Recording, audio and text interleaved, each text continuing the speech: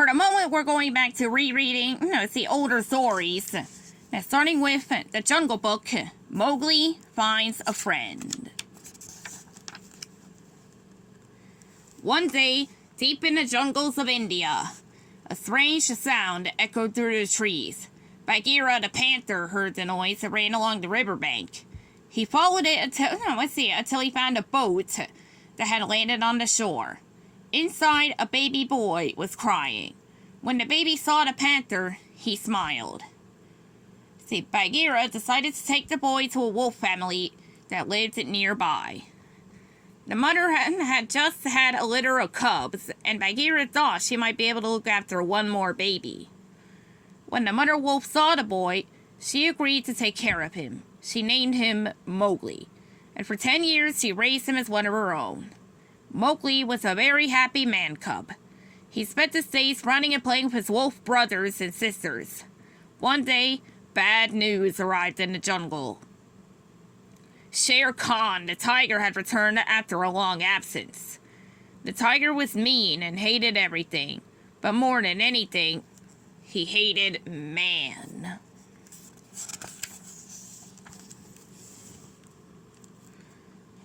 That meant it was no longer safe for Mowgli to live in the jungle. The wolves decided that he should go to a man village at once. Bagheera had kept watch over Mowgli through the years and volunteered to take him. The wolves accepted his offer. Later that night, the boy rode on the panther's back as they made their way through the jungle. Mowgli soon grew tired. "Should we start back home?" he asked sleepily. Bagheera shook his head. "We're not going back," the panther said. "I'm taking you to the man village." But Mowgli did not want to leave the jungle. It was his home. "I don't want to go to the man village," he shouted. Then he added, "I can take care of myself." "You wouldn't last one day," Bagheera said. Then he led Mowgli up a tree where they would sleep for the night. The next morning, Bagheera was ready to continue to the village. Mowgli grabbed onto a nearby tree trunk. "I'm staying right here," he declared. The panther tried to pull him away, but Mowgli held on tight. Finally, Bagheera pulled so hard that he lost his grip. It went flying into a large pond. "That does it," cried the panther. "From now on, you're on your own." Then Bagheera walked into the jungle, and disappeared.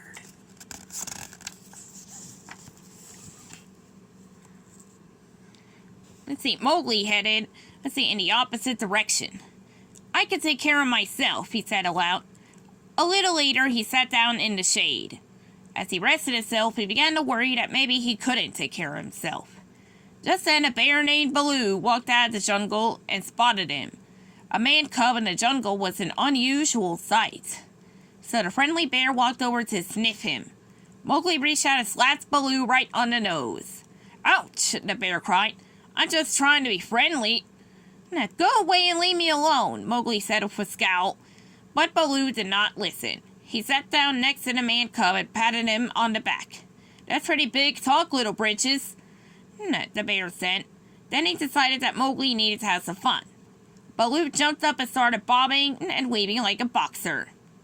"Hey kid, Baloo's gonna, learn you how to fight like a bear."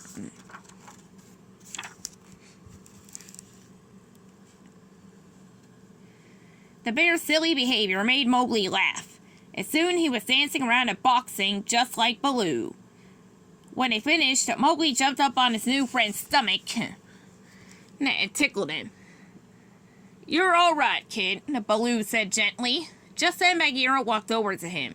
He had returned to make sure Mowgli was okay. The panther told Baloo that he thought Mowgli should go to the man village so he'd be safe from Shere Khan.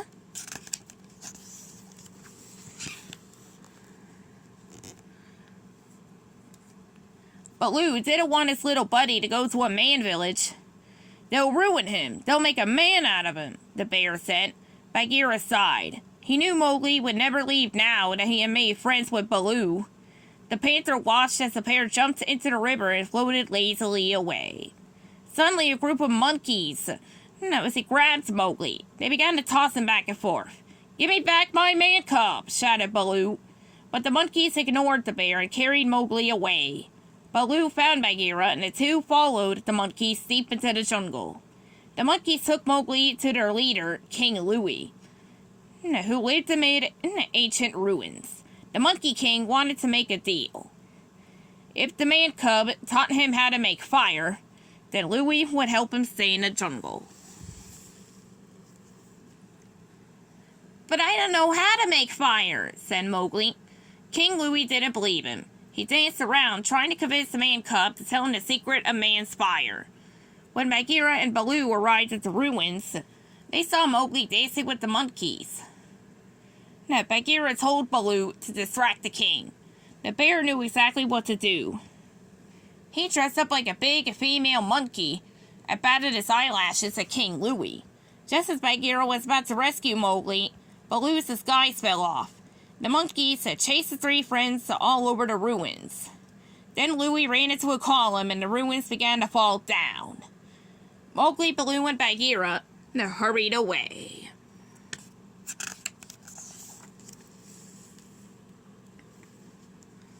Later, as Mowgli lay sleeping, Bagheera tried to make Baloo see that the man cub wasn't safe in the jungle, especially with Shere Khan around. Baloo knew the panther was right. The next morning, Baloo and the man cub began walking. "Where are we going?" Mowgli asked after a while. Baloo gulped. "Oh, look, little buddy, I need to take you to the man village. It's where you belong," he stammered. "But you said we were partners," Mowgli yelled. "You said I could stay with you." The man cub raced away. Sadly, he sat down on the log as the light rain began to fall. All of a sudden, Shere Khan appeared.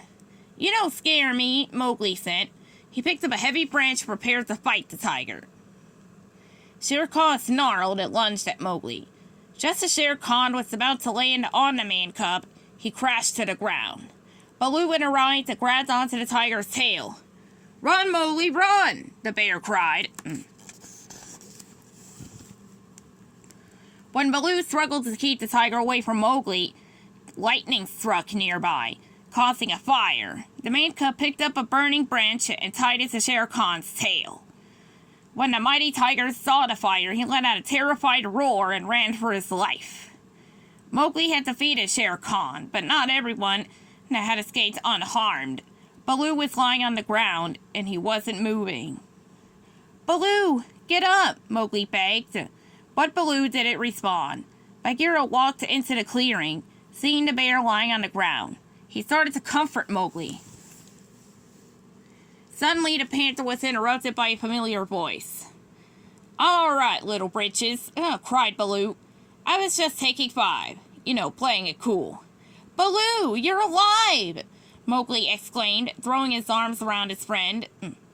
Now, after Baloo got up, the three friends left the clearing and made their way back to the jungle. Suddenly, Mowgli heard someone singing. "I want to take a closer look," he told Baloo and Bagheera. Now, climbing up a tree, he saw a girl. When she noticed him, she giggled. Mowgli turned to his friends and shrugged his shoulders.